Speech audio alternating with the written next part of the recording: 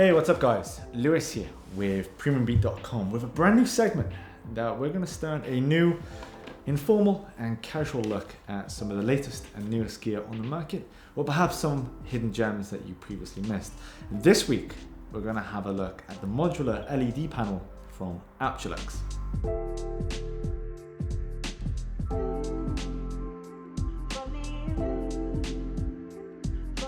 Now, I have to be honest with you guys. I'm under the impression that at some point in time, my name and my email address was taken from my personal YouTube channel, Ugly McGregor, and put in a pool of people, or YouTubers, influencers, of someone who reviews equipment. Because the amount of requests I get per month, not even per week, is astonishing. And it's not even filmmaking equipment, it's stuff like Italian watches, pressure cookers, and even coat hangers.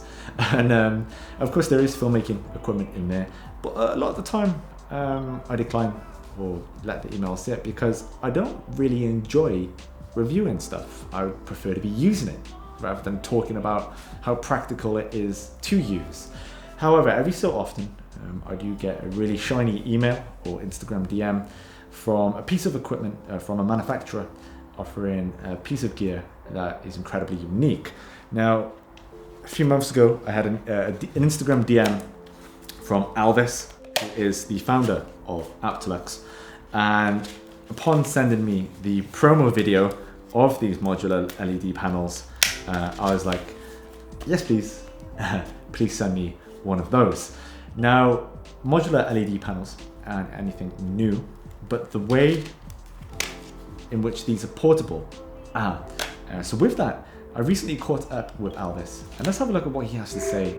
In a lot of cases, you're going on a place so you don't know how it will look. I always want to travel light, so bicycle is my perfect way to move around, and the parking here is not the best. To find a parking spot, it's not easy because it's an old city, and sometimes you go to the place and you have to circle around for 30-40 minutes till you find a parking place, and the parking place is 2 blocks away from the filming location. Then you have to carry all that gear, and I thought, I'm carrying some stick lights, small panels, large panel, like several bags of lights, and I was thinking I need something like really versatile, maybe modular. So I started looking online for some modular lights, but I couldn't find any lights. And I thought, that shouldn't be so difficult. I can build something for myself.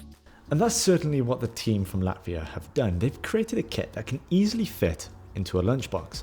The Aptolux MP-1 light panel is a modular light system that consists of 6 lights, and the panels attach and detach incredibly efficiently using a twist mechanism that can be found on every edge of each panel.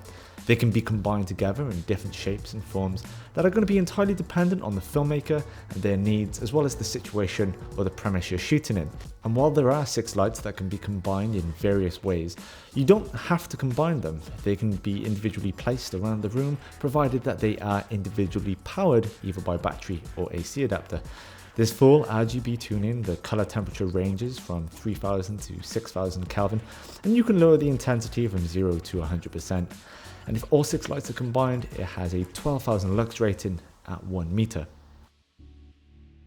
Now, one thing I really enjoy outside of just how cool these lights are, to create some really unique designs that are probably going to not really be practical in any shape or form, other than creating something that would look great in Star Wars, is the portability factor of them. Because I think when we often think about portable LED lights, it comes down to kind of like a Venn diagram. They're either incredibly portable, but their brightness output isn't necessarily going to cover a wide area, or they're not that portable, a bit heavy, a little bit bulky to carry, but they are quite bright. For example, here I have the incredibly nimble Aperture MC. I love these lights. I think they're great for hair lights and kind of extenuating the background or something like that. But you know, as kind of like if you're out filming, if you just want to knock off the Nova, you know, it's to kind of get that equal illuminance, you're gonna have to bring the light in too close, and then it's going to be a hard light. But with the Aptolux modular LED panels, they are incredibly bright given their size. So I started to play around with different shapes, and somehow the trapeze shape came out as the most versatile, because you can you can connect them together and you get a decent power 40-watt panel. You can stick them and create straight sticks. You can also make a circle out of it, or you can connect all 6 together and get a 120 watts panel, which is more than enough for most of my needs. And to talk about powering them when out in the field, while there are numerous options to do so, it can be done with nothing more than a singular Sony NPF battery. Now, while it is going to be recommended to use multiple NPF batteries if you're using multiple LED panels, you don't necessarily have to. So if you do need to be moving as light as possible, and you perhaps only have room for a singular battery, that's going to be fine. Just power on this LED panel. However, the more LED panels that you want to attach, we are going to need more power to do so. Yeah, exactly. That's the Sony NPF. I thought that's the most popular, like everyone has them. It's not like the very best solution, but it's the most popular one. You just I'm also thinking about having an adapter to a D-tap adapter, so you, for the bigger builds, so you can use some more powerful V-mount batteries, because you don't want to go on location somewhere where there is no power source, the socket, and carry like 10 or 20 these with you.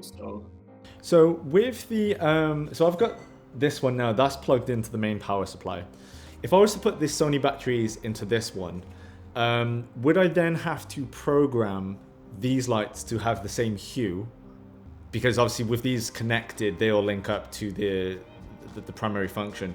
Would these sync up to that, or would that have to be individually programmed to match? Right now the software is like really basic. Just even right now for the prototype, if you would also use the batteries inside the parts the sections you have on your table, if you would turn the knob, they would because how you say, the communication is wireless, so it would affect both of them. But we are fixing that, okay. And each of the piece will control separately. In regards to that, do you foresee like any functionality in regards to, say, like effects, like programmable effects? Say for example, I've got the blue here, maybe like put like a flash in red and have like some police unit sort of vibe going on. Would that be like something to be looked at in the future as well? Yeah, that's in our roadmap. We will have also animated light effects. We will try also to program the gels, the presets, so you can mimic the exact colors and yeah. So basically, yeah, it will have animated light effects. We are hoping we will have some kind of not just hard-coded presets, but we hope we can do some, so you can manually like play around and make your own effects. Yes, that would be really cool. Now, I guess if there is a detriment to the light itself, is that they do feel inherently plasticky, a little bit cheap, in the sense of that if you were to drop this, or perhaps if that I was to knock the light stand over, I feel like it wouldn't necessarily withstand a lot of fall damage. However, Alvis did say in his interview that the production models are going to be made with a more sturdier and more robust form of plastic. So if you did happen to drop one, it would likely withstand a little bit more damage. A lot of people are asking, oh, great solution, but I'm afraid of the plastic body. It will break and not be durable or something. So we will do some little bit design change on these knobs. Right now they are off-centered. You can see they're more, the center is on the side. We're gonna make them a little bit deeper so there's less wobbling. We're gonna use like really hard plastic, because it's lightweight. It's at the same time it's elastic. If you drop the metal, it will not, if you make a dent, it will not come back, so it might affect the connection. Now, in regards to the functionality of the design, I don't know if you guys can see this on this light stand, but it's not entirely center. The thread for the mount is slightly off center. I mean, overall, I guess it isn't necessarily that big of an issue, but if you do like things to be balanced, you're not going to get this from that light. So who do you foresee then, like as sort of like the primary demographic for these lights? Are they your like kind of content creators, the solo filmmaker like yourself, to be worked on productions, or where do you sort of see these lights fitting into the workflow of creators and professionals? Yeah, the main audience is solo creators, freelancers, hybrid shooters who are shooting a lot of footage videos for companies, for social networks, companies, music videos, like all the small and medium production. It's definitely not for cinema or well, you never know. You never know where stuff can come in handy. Yeah, of course. For example, you can make a strip light and attach it somewhere in your car when you need to, like tight spaces when you need to light up the scene. And I'm targeting the ones who are already not amateurs, but are hobbyists, but professionals, because they are not on the budget side. So where can you purchase the LED panels? Well, at the moment, you can't pick them up from anywhere like B&H or CVP.com. They have to come from Aptolux's store. There is free worldwide shipping, but at the moment you could say that they are in a sort of Kickstarter phase where they are accepting pre-orders up until the 18th, I believe it is. Then it will be a limited batch of pre-orders. And they need to cross a certain number of thresholds for the lights to fully go into production. If not, no money is taken. Now, I do have to say, I don't think that I'm going to be using these in every circumstance. I do a lot of natural landscape filmmaking where the golden hour sun is more than sufficient. However, there are quite a few circumstances where having something like this would be incredibly beneficial, and I would prefer to have them, at least 2 to 3 panels in my kit bag with 2 NPF batteries than to not, I should say. But with that, I've been Lewis. Next week we're going to have a look at a very budget-friendly shotgun microphone, and then some camera rigging a little later on. So I will catch you guys next time, and stay safe. Where did that come from?